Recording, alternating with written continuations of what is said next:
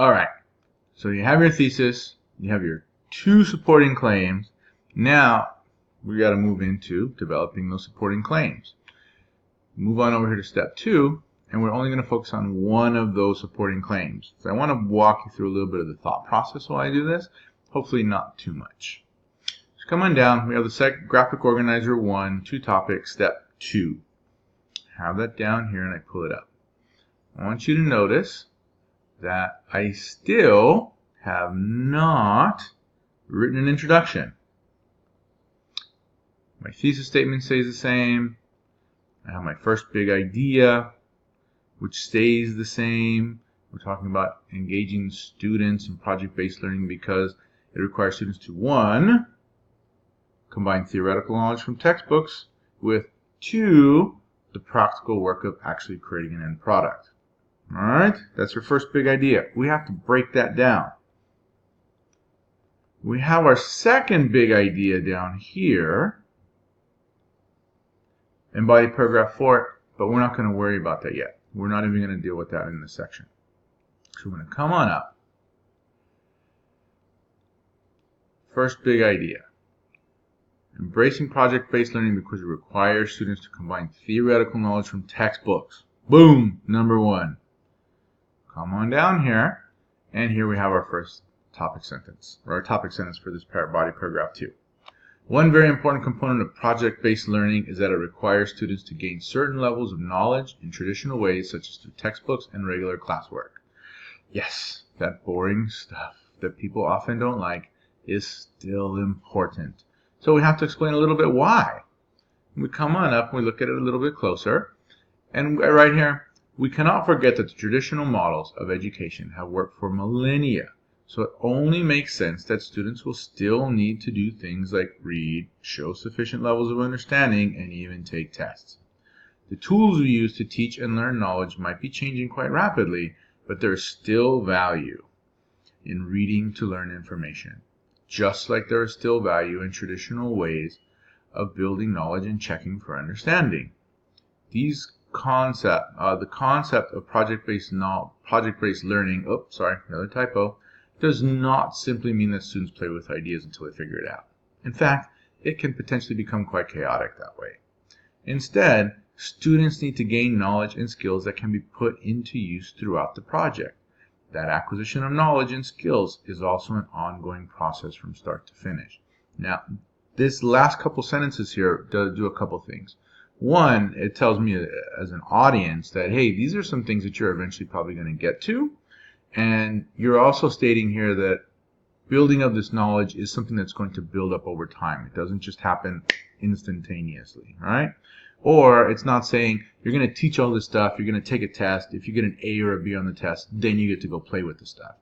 It's actually very much against that. It says, hey, here's some information, you got to learn this information. Here's a skill, you got to learn part of the skill. Now, go put this into practice and try it with the understanding that while you're working on it, you're going to get better. You're going to learn a little bit more knowledge. You're going to get better with the skills. So that tells that to the audience. For the writer, it also reminds you that, hey, as you're going through and doing research, you're going to want to try to find stuff like this.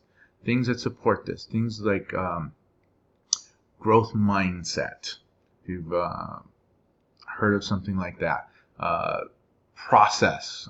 Things about the process of gaining knowledge and acquisition of knowledge and skills. Those are kinds of things that are going to be really good. This might be where you start to find some like developmental psychologists, child development experts, things like that to help support those sorts of things. Now, the second part, we come down here and we look at this, and it says that all that regular schoolwork is then going to be combined with the practical work of actually creating an end product. So now I come down to body paragraph 3. And our topic sentence states, while students gain that essential knowledge and those important skills, they need to put those tools into practice. Right? Like I was saying before. You slide down to explain that a little bit more. It says, while students gain knowledge, they should make personal connections to see how and where that knowledge can be applied. This also holds true for certain skills that are necessary to construct a project. This happens every day in biology and chemistry labs when students learn about the division of cells or how to mix specific elements to create new compounds.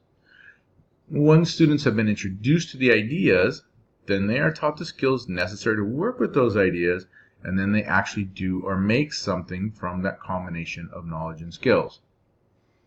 It sounds a lot better than just reading books and answering questions in the back, right?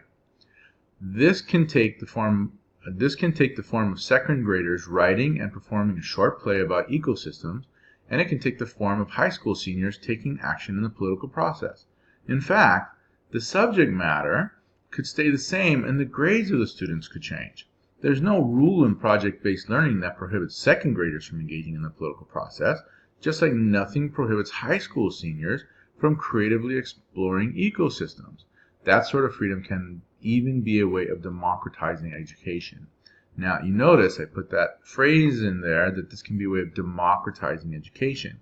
It's kind of a loaded political statement, but it also signifies to the reader a very important perspective, that we are actually giving some of the power of education back to the students by allowing them to create something, and in some cases even come up with the projects or whatever. These are things to keep in mind as you work to develop your essay. There again, going back, the words that you use are very, very important. The concepts that you want to bring forth can be very, very important. You might have never even thought about starting out writing some sort of politically charged essay. You might just sit there and say, well, I'm just going to write about project-based learning. But all of a sudden you come into this idea that project-based learning can be a way of democratizing education. And that, in some ways, is a very, very political and a very important, and in some cases even revolutionary idea. The idea that the teacher doesn't have all the control, but the teacher actually releases control to the students and lets the students decide and let the students actively engage and participate and create something is sometimes far more important. Now, that's just kind of a lesson in general, but in terms of this paper, I want you to take a look that we have gone and we've made some really important statements here. We've said in the previous paragraph that doing this is a process. And we've also stated now that doing this process can be very democratizing. So keep that kind of stuff in mind as we move on to step 3 and we get into our second big idea. All right, folks, good luck.